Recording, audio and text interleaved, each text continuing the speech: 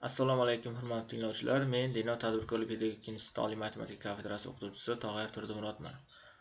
Bugun biz sizlar bilan matrisalar ko'paytmalarining determinanti, matrisa teskarisini topish usullari, teskari matrisaning xossalari haqida gaplashamiz.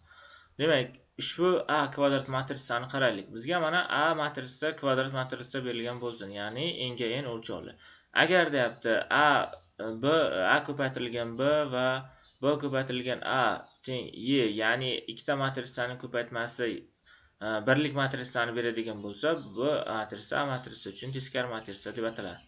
A matrisaga teskari matrisani, ya'ni A ni -1 kabi belgilanishimiz mumkin. Demak, teorema: agar A matrisa xos, ya'ni determinanti A matrisaning determinanti 0 ga teng bo'lsa, u holda A matrisaning teskarisi matrisa mavjud bo'ladi. Isboti: A matrisa uchun mana A matrisa uchun A ko'paytirilgan B, ya'ni Y birlik matrisa bo'ladigan B matrisa mavjud deb faraz qilaylik. U holda determinant, ya'ni ko'paytmasi AB, ya'ni Y ga teng bo'ladi. 7-xossaga asosan determinant AB, ya'ni xossalariga ko'ra ikkala matrisalar determinantlar ko'paytmasi ikki alohida qilib yozishimiz mumkin. Biroq deyapti, determinant A 0 bo'lganligi uchun determinant Y 0 dan farqli ekanligini hisobga olsak, 0 1 ni hosil qilamiz. Bu ziddiyat teoremani isbot qiladi. Ikkinchi teorema: agar A matrisa xosmas, ya'ni A matrisaning determinanti 0 dan farqli bo'lsa, u holda uning uchun A matrisaning teskarisi matrisa mavjud bo'ladi. Demak, determinant ya'ni A matrisaning determinanti belgilanishi mana shunaqa ko'rinishda belgilanadi.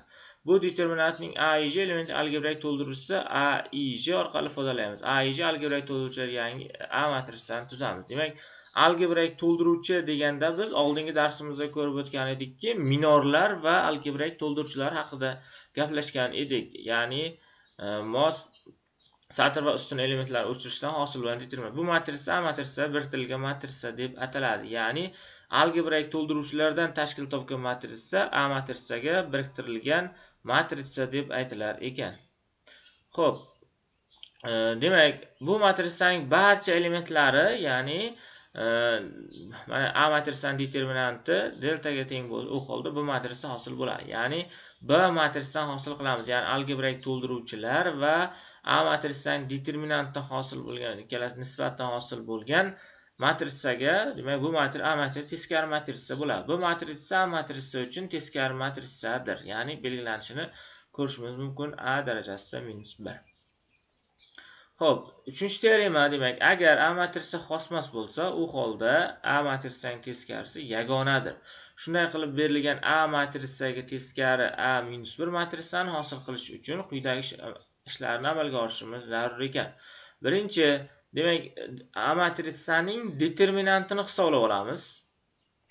Ikkinchi, agar determinantimiz 0 dan farqli bo'lsa, A matrisaning determinantining barcha elementlari uchun algebroik to'ldiruvchilardan tuzilgan, ya'ni A matrisaga biriktirilgan matrisani biz yuqoridagi formulaga asosan tuzamiz.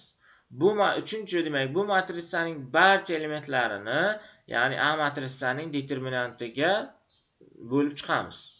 Mana bizga misol keltirilgan birinchi misol. Ushbu deyapti 3 ga 3 bo'lgan kvadrat matrisani qaraymiz. Ya'ni 1 -2 1, 2 0 -1, -2 1 1 matrisa uchun teskari matrisa tuzamiz. Demak, yechish: avval determinantini hisoblaymiz. Determinantini hisoblashda avvalgi darslarda, ya'ni 3 burchak usulida hisoblab oldik. Mana, demak 3 chiqdi. 3imiz demak 0 dan farqli bo'lganligi uchun A matrisaga bizga teskari matrisasi mavjud ekan. Matrisa barcha elementlarning algebroik to'ldiruvchilarini hisoblaymiz. Demak, A1 mana ko'rishingiz mumkin: A2 1, A3 1, A1 2, A2 2, A3 2, A1 3, A2 3 va A3 3 algebroik to'ldiruvchilarini topdik. Demak, biz A matrisa algebroik to'ldiruvchi va determinantni hisoblaganimizdan keyin keyingi qiladigan ishimiz nima edi? Keyingi qiladigan ishimiz A matrisaga biriktirilgan matrisani hisoblashimiz kerak edi. Mana bu yerda biz biriktirilgan matrisani hisoblab oldik. Mana 1 0 2 3 3 va yana 3 2 3 4. Mana biriktirilgan matrisani hisoblab oldik. Ana endi biz keyingi qiladigan ishimiz teskarisini topishimizda, ya'ni mana shu biriktirilgan matritsa elementlarini biz determinantga bo'lib chiqishimiz kerak edi. Mana matritsaning hamma elementlarini determinant qiymatiga bo'lsak, teskari matritsa hosil bo'ladi. Mana bu yerda bo'lgan holati ko'rsatilgan va teskari matritsa ko'rsatilgan. Demak, ikkita teskari matritsaning ikkita xossasini keltiramiz. Demak, mana bu yerda ko'rsatilganki, teskari matritsaning determinanti 1 taqsim A matritsaning determinantiga teng va ikkita matritsaning ko'paytmasining teskarisi alohida matritsalar teskarilarining ko'paytmasiga teng ekanligini ko'rishimiz mumkin. Demak, bugun biz sizlar bilan matritsaning teskarisini topishni ko'rib chiqdik. E'tiboringiz uchun rahmat.